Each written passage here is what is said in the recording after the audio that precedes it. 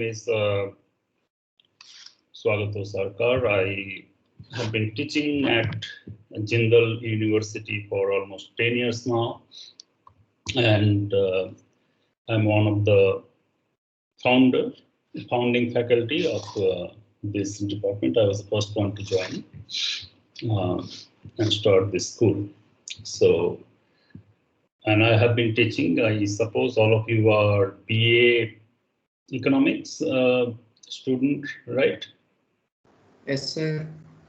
Okay, so I have been teaching courses along with my colleague Sumit Maskar. We teach, I think, in the second year or third year, depending on the timetable and so on. A course on politics of development, where we take you through the India's major economic moments, right from the planning to land reform, green revolution, to liberalization. We spent a lot of time on liberalization, and then right up to Aadhaar and the jam you might have heard about, Jan Dhan accounts, mobile, and Aadhaar. Through that, they're trying to change how Indian state offers welfare benefits to the people and how they're trying to shift the paradigm from giving resources like, say, rice and other food grains through the ration shop and convert that into some monthly payment, which will go directly to the accounts of the beneficiaries. So which is now known as the direct benefit transfer, or DBT. So these are the new things that happen. So we are trying to cover this entire changing policy, development policy, and the economic scenario in the country. So that's the course. So hopefully we will meet again. Maybe not in the very first year, but in the subsequent years. So today's topic is on is about the farm laws, which you all might have heard. Just a second.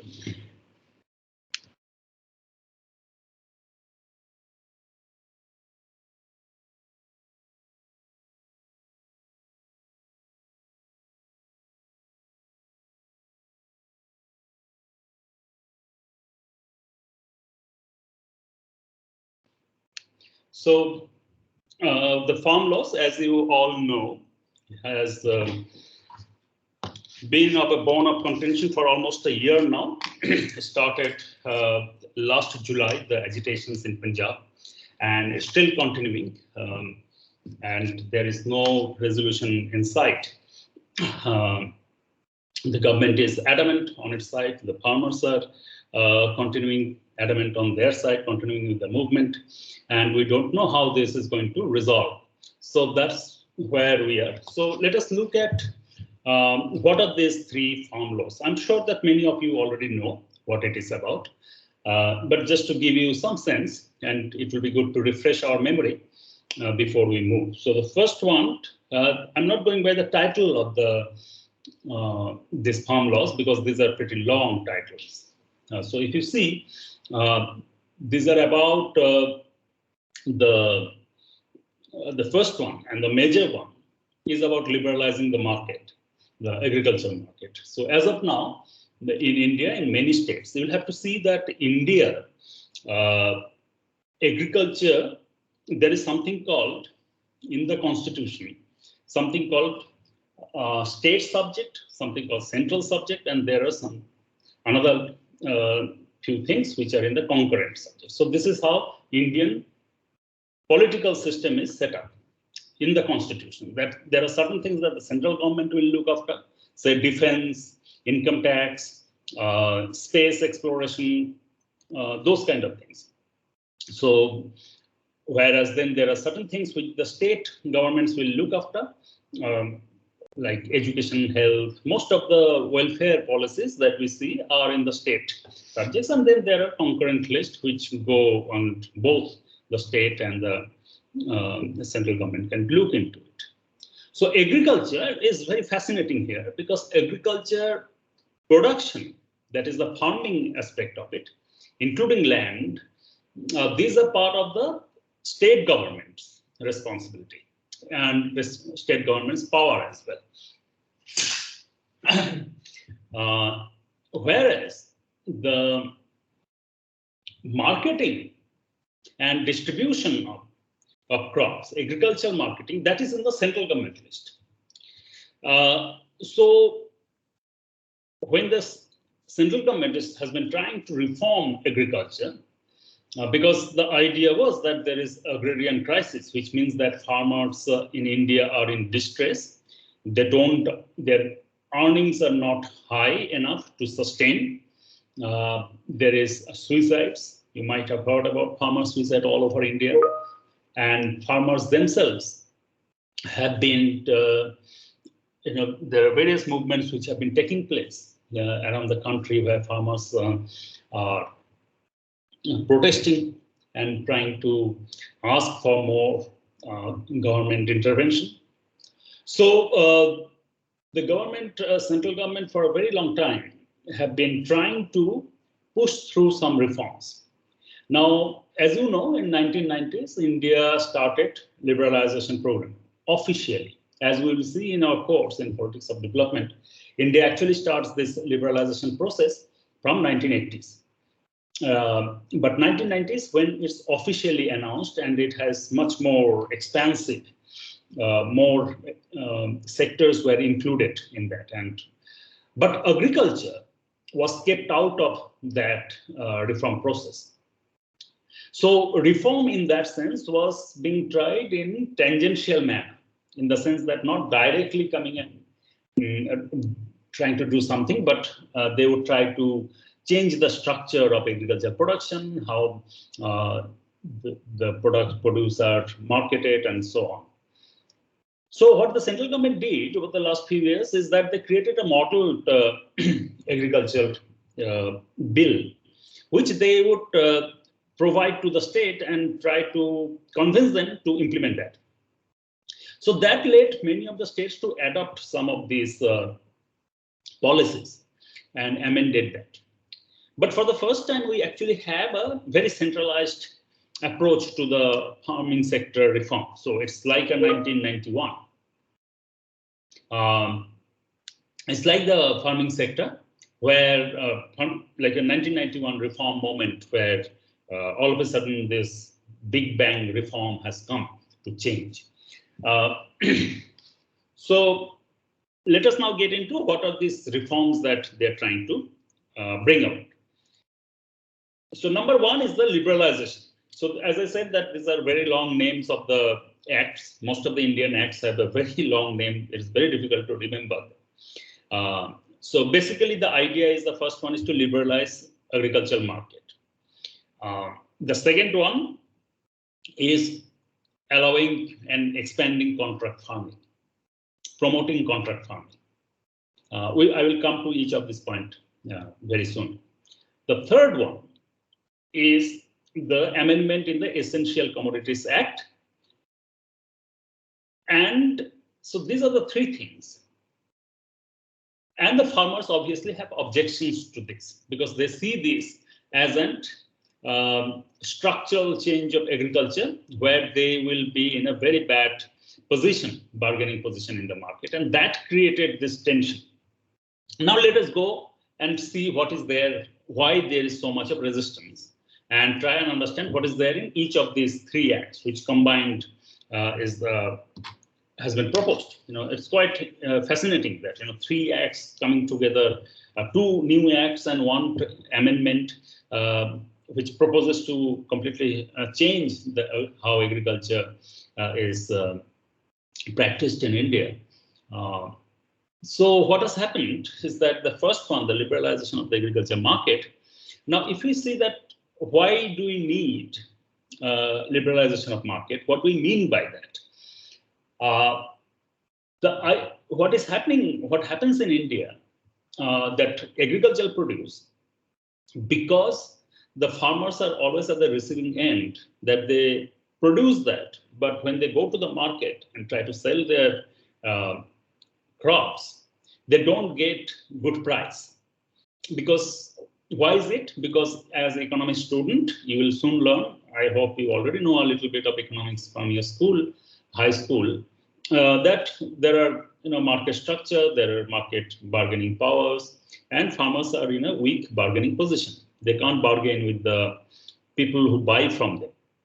So therefore, they settle for the price which the seller should, what the buyer should set, right? So, for instance, when we go to the market, there is something called MRP, right? When you take any of these things, you will find that there's something called MRP written on it, that maximum retail price. So as buyer, when we go, it forms a reference price for us. So we know that if I have to go and buy this water bottle from the market, which I did, how would I know what is the price of this as an individual buyer? I need to know. So the MRP tells me that this is the maximum retail price for it. So if the shopkeeper wants more money than that, then I'm not going to buy. I'm going to point out and say that, look, there's an MRP here and you are asking me, so I feel cheated. I'm going away. Or what I can do, I can also start bargaining. That's a very Indian trait, right? That we love bargaining and with the hawkers and the vendors and everyone. So we might bargain and we love discounts. So perhaps everybody does. So you have this idea of sale. That's why you will see Myntra has sale almost every 2 months. Amazon, Flipkart, all of them will have sale because that's how they motivate us to buy things. So nevertheless, it's like a ceiling price, MRP, that it gives us some idea that this is the maximum, and then we can bargain, get some discount, and then we'll buy it. Now, when you are the producer, which is a farmer, like they are selling it, so they don't know that what is the minimum price for which the sellers are going to buy it, because they don't have any control over it. They know what is their cost of production, which means that how much money they have spent in fertilizer, for the labor, for pesticides, all of that. Plus, they use diesel for drawing water, so the pumps need to be managed. All of that, they have an idea of how much money they have spent in the season for producing paddy, wheat, whatever they have produced. But when they take it, they also want to earn a profit on it. Now, they cannot simply go to the market and with the calculation that they will get a 10% profit or 20% profit. They will be takers, and because the farmers are in weak bargaining position, so they find it very difficult to negotiate with all these the buyers. So what has happened in India over the years? The policy intervention which has taken place, the economists have designed a policy which is called the APMC market, Agricultural Produce Marketing Committee. So these markets are created everywhere to facilitate the sale of the crops and to ensure that the farmers don't get cheated. They get good price for that. So, and along with that, the central government, and that's where central government comes in, the APMCs are controlled by the state governments, and the state central government comes in, who play an important role by setting up, like the MRP for the, as I said, MRP for this bottle, which is the selling price, they set a floor price that, which is called the minimum support price. These are all reference prices, right? So you refer and then you can negotiate. So MRP is the ceiling. You are not going to, as a consumer, you are not going to pay more than that. You can negotiate and bring it down. Floor means you cannot go below this. You can negotiate and go above that. So that's the MSP. Central government sets it for 23 crops in India, starting from rice, wheat, right up to sugarcane, jute, all of that, and millets and sunflower oil, all of those things in between. So which means that the government, the central government is telling the market that, look, this is the price you need to pay to the farmers to procure the grains. So that's how this market is structured. Just hold on. Somebody rang the bell. And just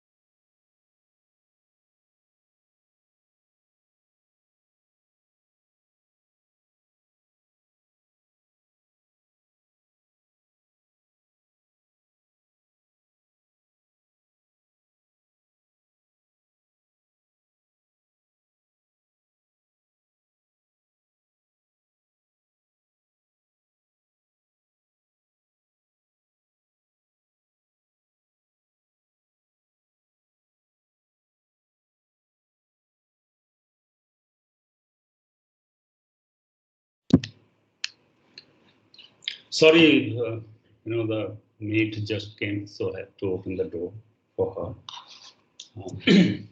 So, as I was telling you about the market structure, that the farmers are in weak bargaining position, so the government gives them a minimum support price, so that they know that it's telling the rest of the. No, this is not demonetization. Where is this demonetization coming from? This is not demonetization. That's a completely different topic. We are talking about market and MSP, minimum support price. So when this minimum support price is provided, the farmers get some kind of, they negotiating point that they can go and, like as a consumer, I can go and tell the shopkeeper that you are asking more price than the MRP. So similarly, the farmer can tell the buyer that you are giving me lower price than what government has given us. So that's the dynamics of it, to benefit the farmers. Now, in actuality, what happens in India, that about 25% of the paddy, wheat, all over India, which is produced, is procured by the government. 75% of the crops in India is sold in a privately negotiated way, though there are regulatory mechanisms for that. So when government comes and with this new act, what it is trying to do is it's not trying to say that, okay, fine, now shut down all the APMC markets. That's not what, or mandis as they are called. They're not calling them to shut down that market. What they are saying is, what these acts propose is that the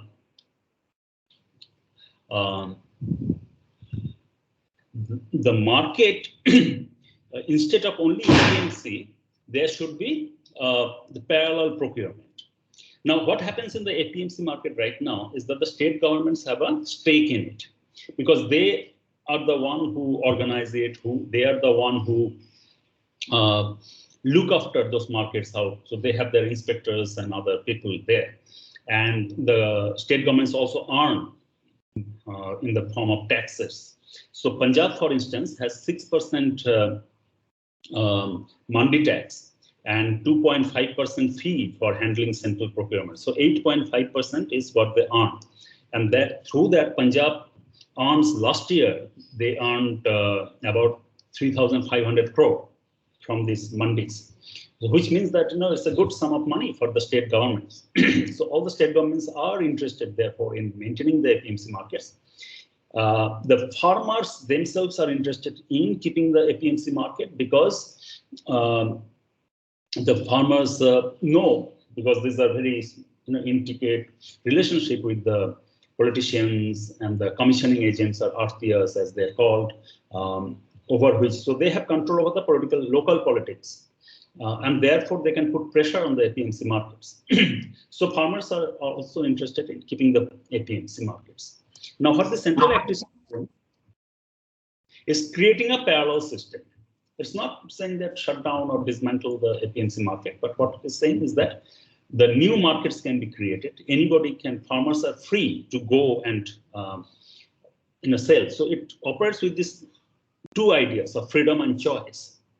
That farmers are free. As of now, farmers are bound to go and sell in the APMC market. As we just said, that is not true. Only 25% of the crops are sold in the APMC market, 75% is sold outside. So in that sense, farmers are told that we are giving you freedom to go and sell it to anybody at any price. You don't have to go to the APMC markets, mandis. And what they're telling what this act is telling the state governments, who earn now, as I said, Punjab earns 3,500 crore.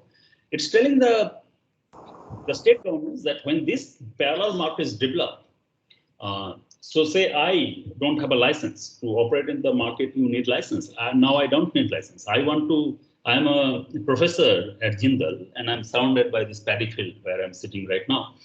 Tomorrow I might decide that okay, fine, to earn on the sides, I can start a paddy or a wheat procuring business. I can get into that business. So if I think about that, I can straight away go and start buying rice from people. I don't need a license. And what the state wants people with those kind of intention to come to the market so that the market expands, there are more people buying. And the idea here is that telling the state governments that you cannot tax those people who are the new entrants.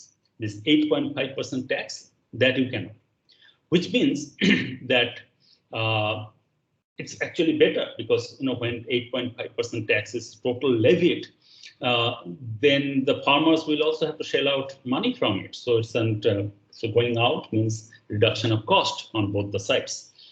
So that's the incentive which it is providing, and the idea is that if there are more buyers, then a competition will be created between them, and the farmers will get better price. So on the farmers, the bill is telling the farmers that look, this now you don't have the choice. We are giving you the choice to sell whomever you like. We are giving you the freedom to sell whatever, wherever you like. MSP, on the other hand, is not a law. It is just an executive order which changes every year. It's revised every year. And in this process, and that's where the farmers, so can someone unmute themselves and say, why would this be a bad thing to do? Why would farmers not like this? They are now being given freedom. There will be more buyers, so they can negotiate with more people. Perhaps their bargaining power will go up. And what every economics, as you will learn very soon in economics, that as an economist, first thing you will have to do is to ensure the argument happens through that you are making someone better off and avoiding someone getting worse off. So any policy must make someone better off or not make anyone worse off, at least. So why would farmers? Now, on paper, it sounds very good, isn't it? That we will liberalize the market, we will take away all kind of barriers, let everyone come in and buy the crops, and whoever wants to pay the highest price to the farmers, farmers can go and sell it to them. Farmers don't have to go and line up in the APMC mandis. You might have seen the video footages on news channels that they queue up with their tractors. They have to wait for days. Then the commissioning agents control that market, so they need to sometimes pay them even bribes. And when they sell off those things, the crops, then the payment also takes a long time. Here you can have a prompt settlement of all the payments. So why is this liberalization of the agriculture market would be a bad thing from farmers' point of view? Why are they opposing it? Can someone unmute and tell me? What would be their objection? Why the farmers object to a thing which has been created for their benefit?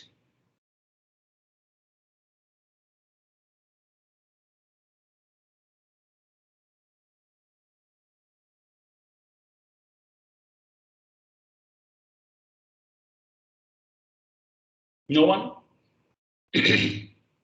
Okay. So then let me move. I will reserve this comment on this. I'll come back later, perhaps. Or you can think, and then you can unmute later.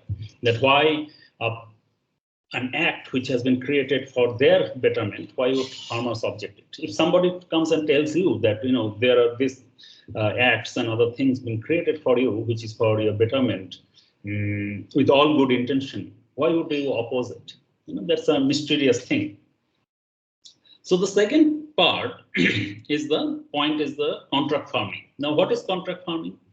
Contract farming is, you might have heard about the word outsourcing. So contract farming is something similar to outsourcing in the sense that, say, for instance, if I own a clothing company, then what I can do is that I can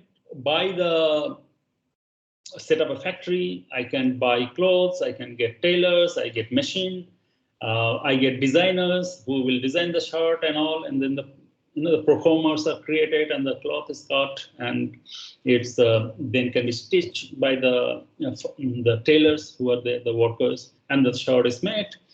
The brand name is put on that, packed, and sent off to the retail stores. So that can happen.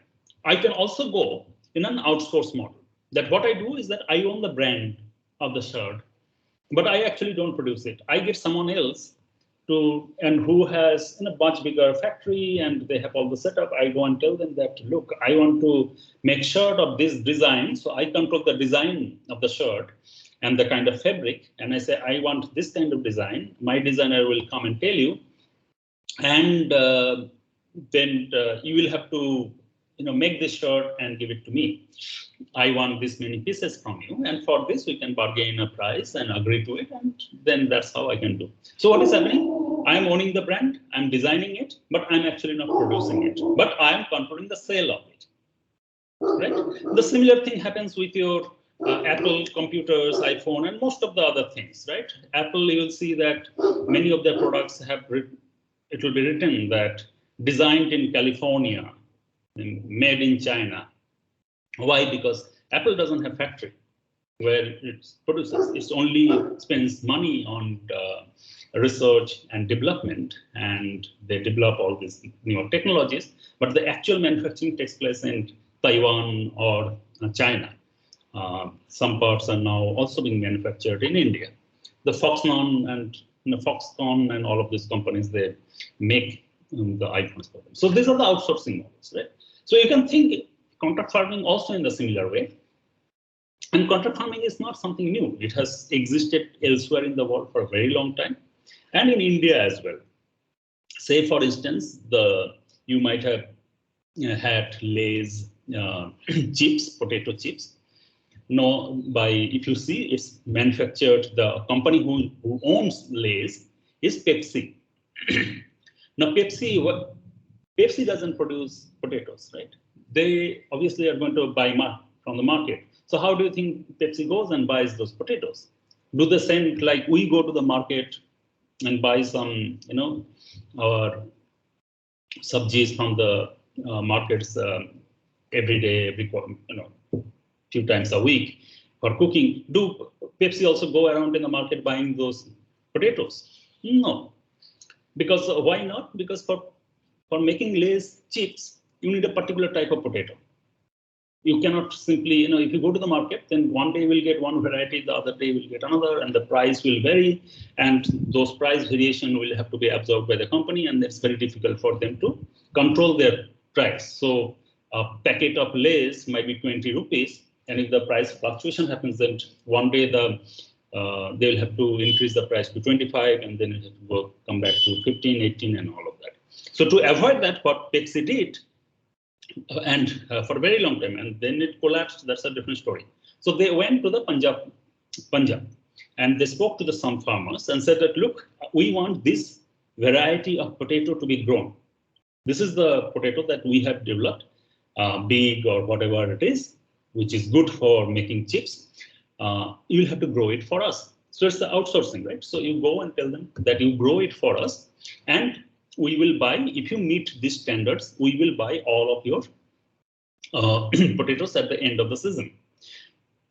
And so why the farmer would be interested in? The farmer says, okay, fine, I'm getting a ready-made thing. I don't have to worry about where to sell. Somebody will come to my doorstep and pick up the potatoes and go away. And I've been promised a prompt payment. So I might agree. So the Punjabi farmers, many of them did that. And what happens that you enter into a contract. It's a written document. Unlike, say, a normal market where most of the things happen in India through the oral agreements. I agree, you agree, and that's how we do. But contract farming means that we will mention the standards of the crop that will be produced, the type of crops, the liabilities on both the sides, who will pay what kind of price that is fixed, the damages, or compensation, how that will be paid in case, say a farmer, there's some crop disaster and there's no crops, then should the farmers get some compensation? The normal or expectation says that they should, because I produced for you, and then there was some natural disaster or a calamity which is not in my hand, but I've lost. And you forced me, or you made me to grow potato for you, and the potato is now gone. So should I just forego my income? I might say no. If something of a natural cause happens, then I need compensation from Pepsi. So these are the contracts, right? So you put it in a legal document, and if there is breach, then either party can take the other to the court. and claim damages. So that's the contract farming. So why contract farming is promoted? Now what you see here, again, can someone unmute and tell that why? It again sounds good thing to do, that farmers now won't have to run around. If somebody is growing basmati rice or a scented rice, you know, in various parts of the country, there are those very fine scented rice which are grown. So if somebody is buying that, or fine quality basmati rice, good wheat, or any kind of vegetable, so why would that be again a bad thing? Because then there are companies who can buy it and sell it outside. In India, we know that a huge quantity of food grains get lost by the various kind of pests, wastage in the market, it rots in the field. So if you bring modern, the farmers themselves cannot handle all of those, because the investment required for the supply chain from the farmer's point thing to the where it is sold, either in the supermarket or in the market, it has to be, there is a supply chain, right? It moves through that. And in India, the supply chains are very weak. So there's a lot of wastages. Just the trucks will bring apples from Himachal to be sold in Delhi, and in between things will get rot because the temperature is not maintained, or it's not properly packed, or where when loading, unloading things will. So there is a lot of mess. So we need to modernize that. We need to have, the farmers themselves cannot do. And presently the people who are involved into this business, they also don't have that much of capital or expertise. So if you bring a company like Pepsi, with a lot of money in hand, a lot of R&D technology, so we expect them to modernize it and control and lower the wastage, which the benefit will be reaped by, the idea is, both the farmers and as well as consumers, because the prices will go down for the consumer and the farmers will get higher price, because the market is also now simplified, because there is not too many layers of people in the market. Everybody is trying to draw their livelihood. Now all of those people are unnecessary, they will go away, and you will have a clean-cut structure. The Pepsi buys potatoes from farmers, makes chips, and the chips are sold to the consumers. Not too many people are involved in this chain, so everybody can earn better off. Again, beautiful plan. Why would the farmers resist? Anyone? Anyone wants to unmute and say something? Okay. Then let us so maybe the farmers would have to pay a one-piece price to the contractors. That is why they are not willing to. No, farmers are not paying any price. Farmers are selling. So farmers are getting money. Yeah, I meant the contractors will have to pay a one-piece price, which not be satisfying to the farmers. No, but then if it is not satisfying, then you don't enter into the contract. There's no force. Nobody is forcing. When the Pepsi goes to Punjab and talks to the farmer and asks them to grow, try to solicit interest that whether they would like to grow potatoes, they're not taking military and police with them or some gundas with them and forcing the farmers that you will have to grow this. No, that's not what is happening. No, that's what British did. You see, contract farming is something, as I was saying, is very old, because if you see the first revolt against, one of the first revolt, not necessarily the first revolt, one of the first revolt against the British in particularly Eastern India, because that's where it came, in Bengal Presidency. The British forced the farmers to grow indigo, which was used to color the fabric, because Manchester and others are coming up and they need a lot of, that time chemical dyes were not very much in prominent, but indigo was a very good a dye. So they wanted the farmers and forced farmers to grow it. Now, the problem with indigo cultivation was that it can destroy your field, and also it can cause harm, bodily harm, to the people who were growing it. And obviously they were not getting any remuneration for it, very little money, so they were not interested, but they were forced. That time the police will go and force you to cultivate. But here, nothing of that. We are a free country now. It's a liberal democracy. We believe in free market, and this is what the contracts are. Like, you don't like the conditions which Pepsi is offering you, don't cultivate. You can negotiate up to a point, and after that you can leave it. So nobody is forcing.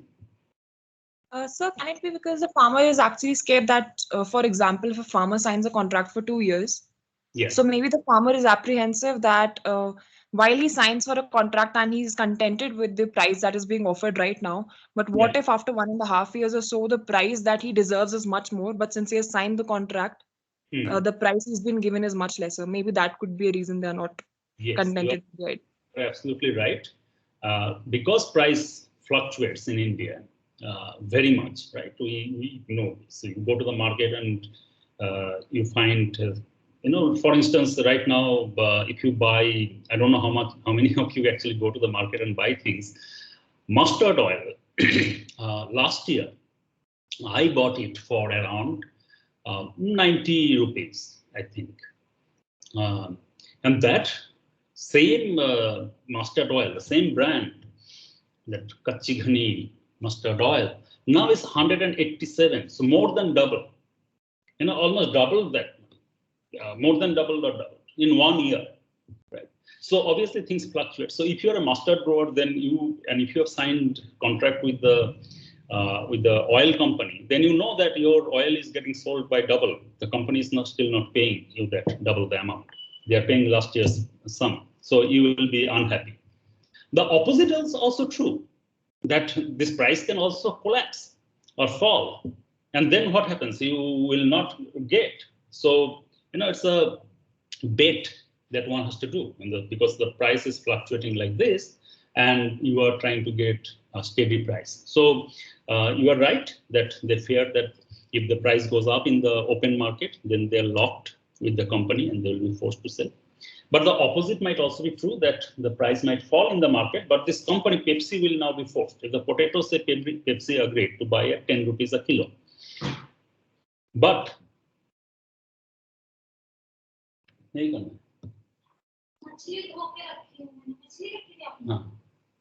just a second.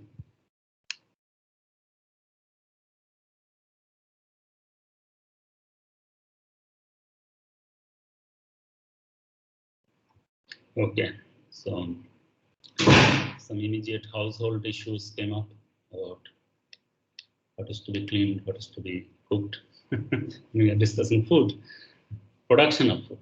So anyway, so if Pepsi says that we will buy your potato for 10 rupees, and you enter into that contract, the price can go up to 12 rupees, and then you will see, why did I sign contract with the Pepsi? Or the price can go up to 8, and you say, oh my God, I did the right thing. I'm agreeing to sell potato to Pepsi for 10 rupees. I'm getting higher price. Pepsi, on the other hand, can also think in the similar ways. If the market price goes 12, then they are very happy that they have made a gain. If the market price goes up to 8, they say, why are we buying it at 10? So there is always this pressure on the both sides, that if the price are not satisfactory to what the locked-in price is, they might, break out of the contract. And contract is precisely there to bind them together. If it's just an oral or a verbal agreement, then both the parties can run away. The other things can happen. There was some answer. Yeah. So one more thing, that when the farmers currently used to sell the crop in the APMC mandis, they paid some fees to the APMC mandis, which was used to then provide them storage facilities, or maybe develop the infrastructure for marketing. But now when they sell it to the private players, they will no longer have to pay this fees, and they will no longer have to pay this fee, so they will not be availing these facilities. And since they are not, on the other hand, paying the fees to the APMCs, their revenue will also decrease, and soon the APMCs will also be redundant. So they will again be at the mercy of the private players, and they will again be in the weak bargaining position. Yes. Now, you are right up to a point. Why? Because, yes, there is an APMC Mandi tax. There is handling charges. As I said, Punjab, it is 6 plus 2.5, 8.5, quite a good sum of money. So we will come to it. Just for a moment. Let me finish the third point. I'll come back, because I had asked all of you that why liberalization of agricultural market, which is the first act.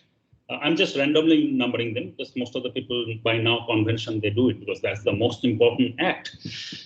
So the first one is liberalization of market, which wants to, help the farmers earn better income. Why would the farmers dislike it? Somebody's trying to do good for you and you don't like it. How come? So I'll come to that point and think about it. Vishwa was on the right track. I want other people also to join him to think that why the farmers are up in arms. The third one,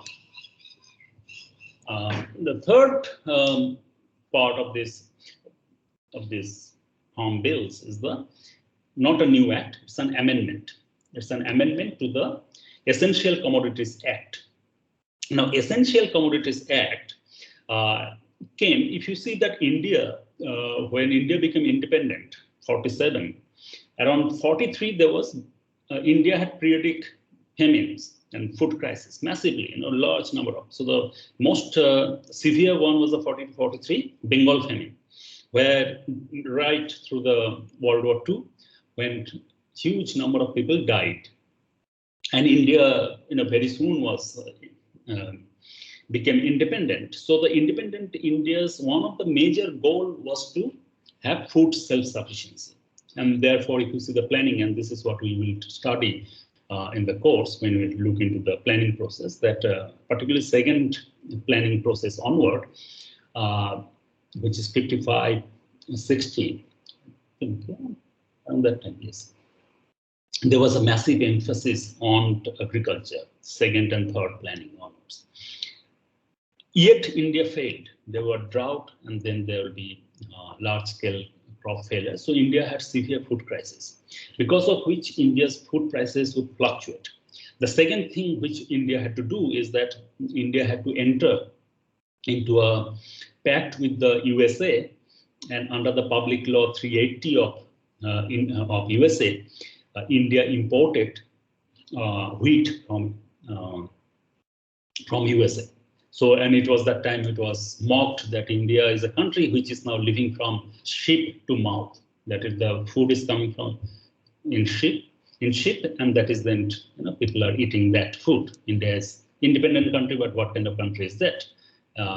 It can't produce its own food. So there was then the Green Revolution comes in to take care of that. So right from always India has been very sensitive. India's policymakers, economists, agriculture scientists have been very sensitive to the food production and self-sufficiency in food, and how to control the inflation in food, because the prices will go up and down and people will find very difficult to survive. If you, most probably, you were not even born then, but if you ask your parents, in the 90s, there used to be, massive demonstration and riots over onion. So there was a government in Delhi which fell that time, because of the rising onion price. So, food prices can bring government to collapse. So we are very sensitive to it, because of which Indian government had enacted the Essential Commodities Act, which means that certain commodities will be declared as essential, because that's absolutely fundamental for people's food intake and other things. And those essential commodities, the traders will not be able to hoard it. They will not be able to stock it. So there's a limit on how much you can stock. Why it is done? Because the idea is that if you withdraw from the market, then you are affecting the supply in the market. The demand of food is always very high. The supply in the market is low. Then what happens? The prices shoot up. So to avoid that, this hoarding is banned. Only up to a limit the stocks are allowed, so that there is always supply in the market and the prices don't fluctuate. There's no speculation of the food. Now, what this Essential Commodities Act have done is that it has removed this stock limit, and it allows bulk purchase and bulk storage. So, which means that companies can go and buy as much grains as they wish, which is up to their capacity, and if they have built storage facilities, so they can come and hoard it in there.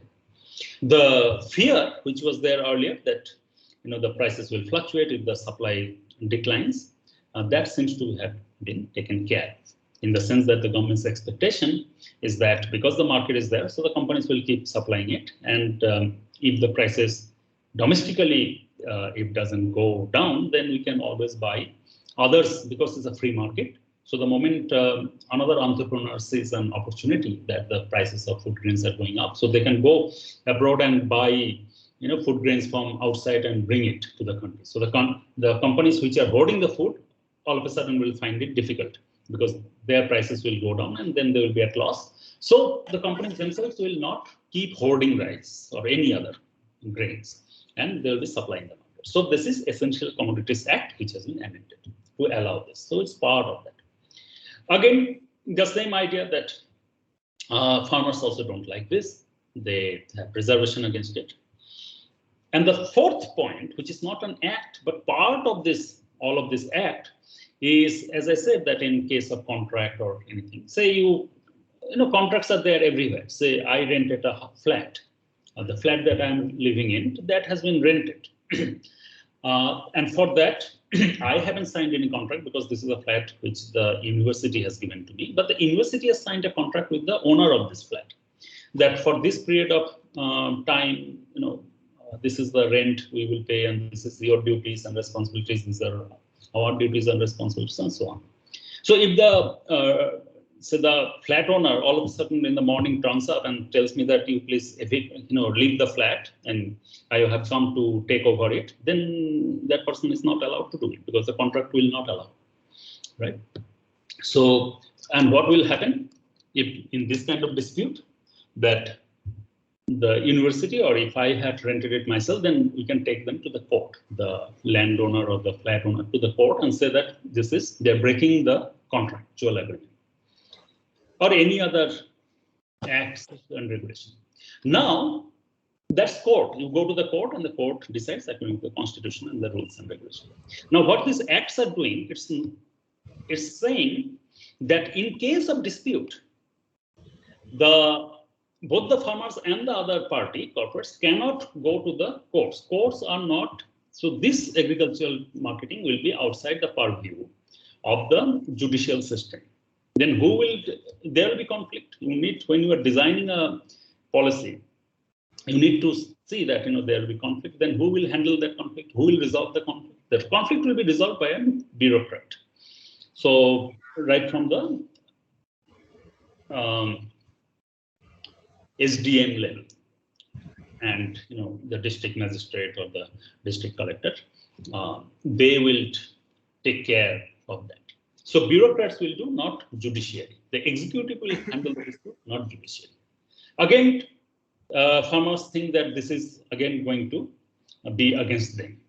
Okay, so now I have mapped it out. So can someone unmute and say why farmers don't like these 4 provisions? Yes, Anish.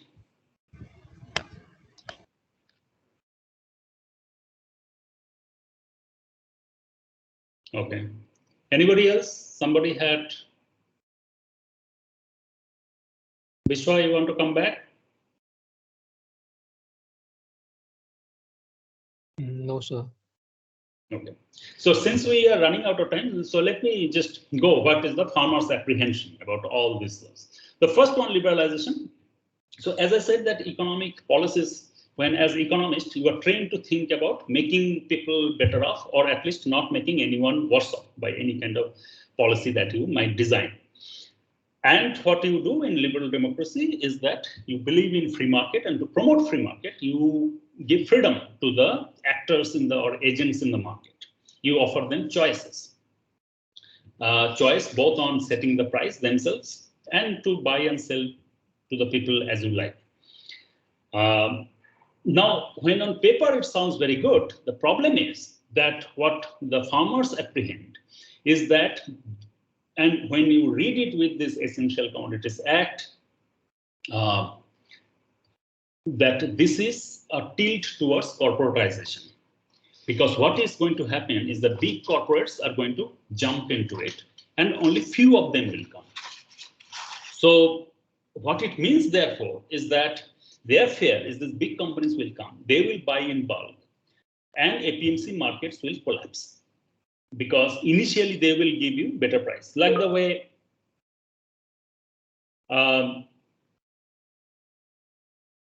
what is the career chart? We'll come to it. Career and all will happen. Careers. What will be the career path? That you should ask the. That you should ask the career cell. You know, we are discussing here farm's law, and so they will be able to find that information from others. If you are an economist, you know, you will be dealing with money in the world. So there won't be any dearth of career options for you. Economist is the most lucrative social science, and you have careers all over the world. You can find a job in these corporates who are coming and buying food grains. You can go and try to help them in the market design and the pricing and all of that. So if you are an economist, then one thing you can be absolutely sure about is that you will have, you will not live in poverty. You will think about other people's poverty, but you will not be in poverty. You will have a very good career. There are various options. People to go into business studies. Many of our students have branched out to MBA and finance, banking. They have even gone into public policy in the postgraduate level or into consultancy and all of that. So the career options in economics is vast and huge. That's the most dominant and prestigious profession. So if you are a sociologist, then you will have less application in the business world. But if you're in economics, this business is about economics and the ground. So you will have. So don't worry about your career. Let me finish the point and I'll come to this one. So, so what happens here is that so their fear is that because these corporates will be allowed, this Essential Commodities Act amendment will allow these big corporates to come and buy food grains in bulk. So initially what they're going to do is what say some of the geo SIM had done, that when they came, they gave mobile at the connections were at a very cheaper cost. You got 4G connection at a cheaper cost. So most of the people started switching, and that's how they got massive subscriber base. So similar kind of thing might happen here. For the next 10 years, if the corporates come and buy from the farmers and they give a very good price from the to the farmers compared to what the government can do. So if MSP is there or it's not there, then they can create a condition where farmers will start selling off to this corporate for the next, and in the next 10 years, the market, APMC markets will completely collapse. And then once the corporates have, destroyed all of those and they have control of the market, then they can play with prices. So going in the future, the farmers' bargaining power can actually go down because there will be monopsony in the market. There are few buyers in the market and more sellers. So about 4 or 5 companies versus millions of farmers. So the bargaining position will be in a very bad condition. APMC markets is gone. The MSP, which doesn't have any legal backing right now, that will also go. That's why the farmers want an act, MSP Act, so that it's legally guaranteed. As of now, it's there's no guarantee that they will get it. So all of that has created this fear that it's not liberalization of the market, which is in the benefit of the farmers, but liberalization, which is going to consolidate the hold and bring entry of the corporate sector into the agriculture. And only few companies will be able to dominate the whole thing. Contract farming, I think people are less worried about because they may or may not.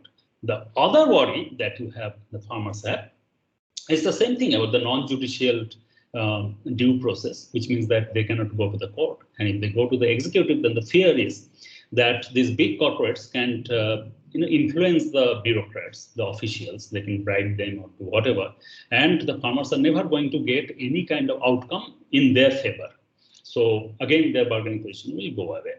So what would that mean is that going into the future, as of now, what is the asset that the farmers have? What is the bargaining chip they have? That they own land. And if they continue in that, and there will be a point where farmers will find that it's absolutely difficult to get any kind of profit from agriculture, then they will start selling off the land. The smaller landowners will sell the land, and that land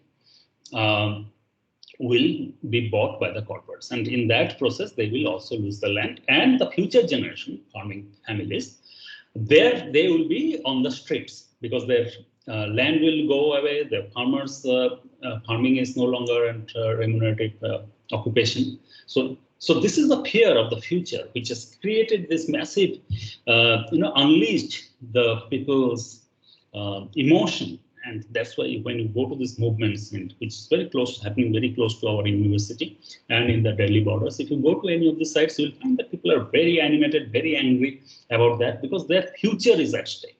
And they have understood it's not simply from the economics of demand, supply, price, and better off what they're going to get now. They're thinking about what is going to happen in the next 50 years or next 25 years or even in that. So what will happen basically for the next generation? Where will they go? And that, I think, is the main reason why we see this massive and protest all over India. Okay. Any questions? Sir, I have a question. Yes. So what do you mean when you say the APMC mandis will die out, the market's dying out? Like, isn't it mandated by law that they purchase all the produce at minimum support price? Yes, no, their problem is that because, as I said, that it can be a geo phone type of situation where you have Airtel, Vodafone, what was the Idea, and all of those companies were there. Then we have seen that Vodafone and Idea had to merge together to survive.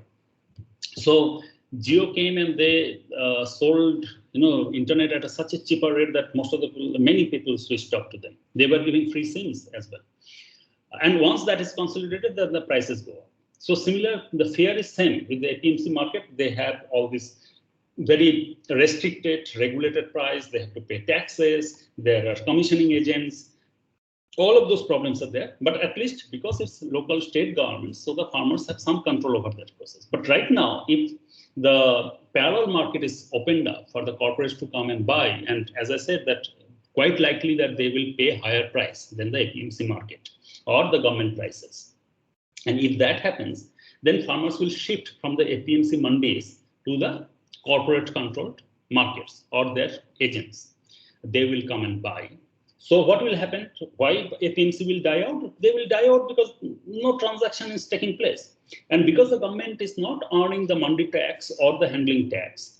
So government will also have less incentive of spending money for building the infrastructure, maintaining those markets. As Bishwa was saying that they built roads, connecting roads, they built storage facilities, they have weighing machines, health and hygiene is maintained. All of that will go away gradually because government is not going to spend money. It's the same thing which happens, say, with the education sector or the health sector. Why India had this massive COVID crisis? Because government has not spent money in the health sector. People, the middle class has moved to the private healthcare sector. And all of a sudden, when the crisis hits, then we don't have the capacity to handle it. The similar type of thing is going to happen. And that's why the APMC mandis might die out. That's a fear. I'm not saying that this is going to happen. This is the apprehension of the farmers that going forward, 10 years down the line, 25 years down the line, it will look very different. Whatever control, whatever bargaining position they have right now, even that will go away. Yes, Bishwa, you had your hands up. Yes, sir. I just wanted to add to that point that why are the farmers protesting against the laws? Sir, more than the farmers, a large part is the traders or the Arityas that are protesting because they are worried that since the farmers are not... No, that's not true. Arityas, commissioning agents cannot be more than the farmers. Yeah, a large part of them are protesting. If, say, for instance, where do you see agents elsewhere? Say you see agents in the, which used to happen in the tourism sector, right? One wants to buy air ticket or train ticket, then you go to an agent and then they will buy it. Now, the very agent tells us that there has to be more travelers than the agents. If the number of agents is more than travelers, then that market will collapse. So there are few agents who facilitate the things. Of course, there are Arityas who are there, commissioning agents. They are very powerful. They control the market. All of that is there. They are also protesting because you are right. Their livelihood also will go away. Like with computerization of railways and the tickets, and most of the people buy themselves. So all these agents have, the travel agents have found it very difficult to survive. So same thing can happen, of course. But those people are few. The protesting farmers are more. So it's a genuine farmers movement. It's not an RTS pretending to be farmers, and therefore the commissioning agents are not pretending to be farmers and fighting. It's the farmers themselves. And we need to, as budding economists, you also need to realize and recognize people are not stupid. Everybody understands their and they have their own way. Even if they haven't gone to school, colleges, universities, still people, by acting and living in the world, they learn about the world. So they know what is good and bad for themselves, and they have a sense, and they're the ones, therefore, so it's a genuine farmers movement. It's not the RTS fighting or RTS funding this movement, as the farmers themselves. Okay. Okay, right, sir. Yeah. There was a question from, I think somebody I saw some prompt. So what happens if the mandis die out, and what is bad for the farmers? If the mandis die out, then there is only one, mostly the private markets which are there. And those private markets are completely unregulated. As of now, the private market exists. 75% of the transaction happens in the private, but those are all small scale operators. We are talking about the giants. If you see in the US, for instance, US is 3 times the size of India. So the agriculture produce is also massive over there. And if you see in US, what happens, there are only about 4 or 5 companies who buy bulk of the crops. In India, that is not the case. These are, as of now, these are small little people who are buying and selling. Now they will also, like the agents will go, commissioning agents, so will these small traders will also vanish. And then they will come, the corporates will control it. Same thing, say, for the fear that retail traders have, the Kirana store. Because if the supermarkets come in, say Walmart, and we already see, if you go to places like Bangalore and others where you see more, not so much in Delhi and these places, there are those shopping, supermarkets, and they're smaller, Spencer's and this and that, the big bazaars. And if they come in, then where will the Kirana stores go? The same fear is there. But this change will be massive, because this is handling the livelihood of millions of farmers in India. If you see that the farming, the agriculture's contribution to Indian GDP is about 16%. But the number of people engaged in agriculture and the total number of employment in the country is almost 50% of the people are engaged in one form or the other in agriculture. So that's telling you that 16% of the economy is supporting 50% of the population. And any change in that, instead of, if you can't, make people better off, then the fear is that 50% of the population will stand affected by it. And that's why you see this, this resistance from the farmers.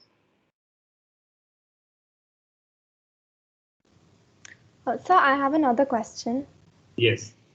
So according to the report by the Swaminathan Commission, most farmers are still not able to utilize the benefits of the APMC system. So, sir, how do you suggest that we can give those farmers the access of the benefits? Yeah, so Swaminathan Commission is the farmers want that to be implemented.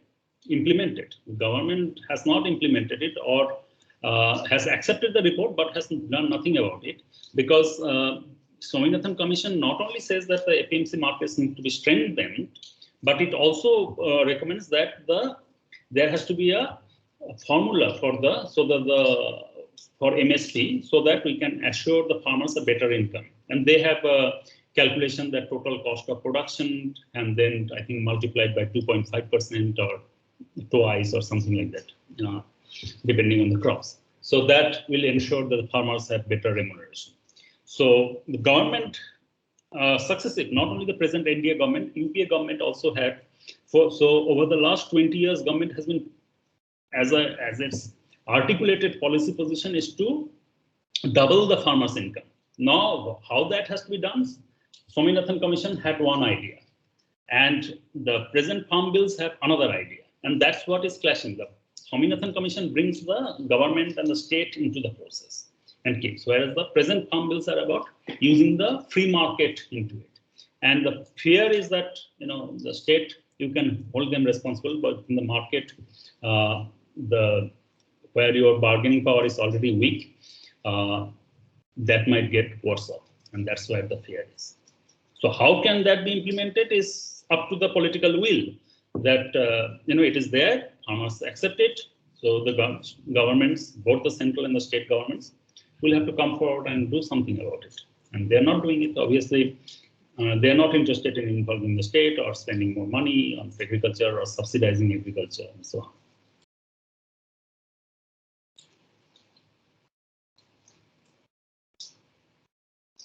Okay. So that's it for today then. Thank you very much. And if you have any questions, you can get my email ID from the, from JSGP, and you can contact me. And I hope to see you soon on our campus. We have a beautiful campus now with all the monsoon arriving in Delhi. It's very lush and green. Otherwise, we'll have to meet online like this. And though I will not be teaching you in your first year, second year perhaps, or maybe even in third year. So all the best wishes, and enjoy the rest of the day, wherever you are. Bye. Thank you, sir. Good afternoon, sir. Thank you, sir. Thank you, sir. Thank you, sir.